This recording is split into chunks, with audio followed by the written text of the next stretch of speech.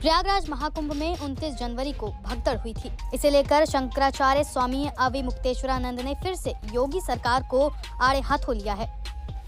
उन्होंने कहा कि सीएम योगी ने संत समाज के साथ धोखा किया, इस बात की बहुत पीड़ा है। एक मीडिया चैनल से बात करते हुए शंकराचार्य ने कहा, इससे ज्यादा अच्छा होता है कि वो सामने आते और घटना घट गई, हम जांच करके पता करेंगे, ऐसा कहते। लेकिन ये छिपाने की प्रक्रिया उन्होंने अपनाई। उससे ये पता चला कि ये बुज़दिल आदमी है, ये हिम्मती नहीं है, अंदर से घबराहट वाले हैं कि मेरी इमेज ना खराब हो जाए। इमेज क्यों खराब होगी? आप जब गलत काम करेंगे तब इमेज खराब होगी। इसका मतलब आप इमेज के लिए कुछ भी कर सकते हैं। एक दूसरे सवाल का जवाब देते हुए उन्होंने कहा कि इस्तीफे की मांग का क्या मतलब है? अगर वो पद पर भी बने रहते हैं, इस्तीफे की मांग एक सिंबल होता है कि तुम उस पद के लायक नहीं हो। लेकिन वो बेशर्मी से उस पद पर बने रहते हो, तो हमें क्या दिक्कत है?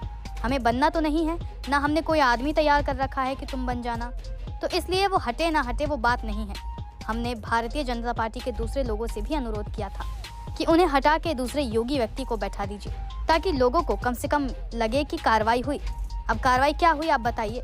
उन्होंने आगे कहा कि अगर उनकी बात मान ले कि 30 लोग भी मरे, 30 लोगों की जान मायने रखती है। 30 लोग मर गए, न तो मेला अधिकारी बदला, न डीआईजी बदला, किसी पर कार्रवाई भी नहीं हुई।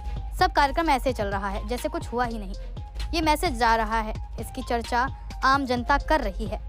हम यही चाहते थे कि इनका बिगड़े ना। हम चाहते थे एक से गलती हुई उसे हटाए, लेकिन पार्टी भी उन्हीं के साथ खड़ी दिख रही है, तो हमें क्या दिक्कत है?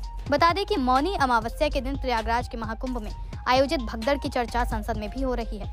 संसद में विपक्षी पार्टी के सांसद और समाजवादी पार्टी के नेता अखिलेश यादव ने कुंभ भगदड़ को लेकर सवाल उठाए। इस दौरान अखिलेश यादव ने प्रयागराज की व्यवस्था और प्रशासन के रवैये के साथ साथ सरकार पर भी सवाल उठाए।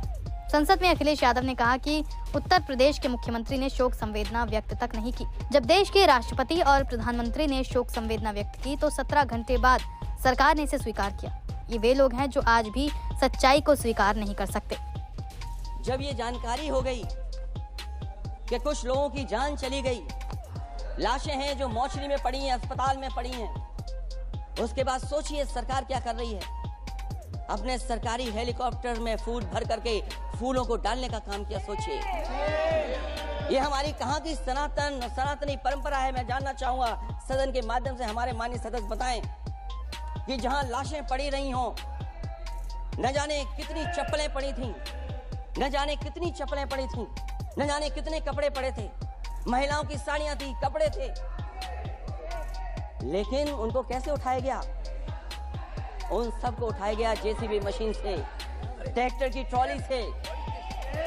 उनसे उठा करके कहां फेंका कोई नहीं जानता, लेकिन जब उनको लगा कि वहां से बदबू आ रही है तो यही सरकार के लोग छिपाने लगे हैं। यही आपका महाकुंभ का आयोजन था। और हर बात को छिपाने के लिए न केवल ये लोग मीडिया का सहारा ले रहे हैं। मीडिया का सहारा लेते लेते सुनने में आया है कुछ दबाव और कुछ स्वीटनर भी दिए जा रहे हैं जिससे उनकी खबरें बाहर ना आ जाएं। और अगर अध्यक्ष मोदी ये बात सब गलत है मेरी, अगर ये बात सब गलत मैं कह रहा हूं, तो अभी तो नेता सदन को अभी भाषण देना है। और मैं ये बात और कहना चाहता हूं, आप अपनी तरफ से जानकारी कर लीजिएगा। हमारे उत्तर प्रदेश के मुख्यमंत्री जी ने शोक नहीं प्रकट किया था। जब देश की राष्ट्रपति और प्रधानमंत्री जी ने शोक प्रकट किया, उसके बाद 17 घंटे बाद सरकार ने स्वीकार किया। अध्यक्ष मोदी ये वो लोग हैं जो आज भी कोई सच्चाई स्वीकार नहीं कर सकते।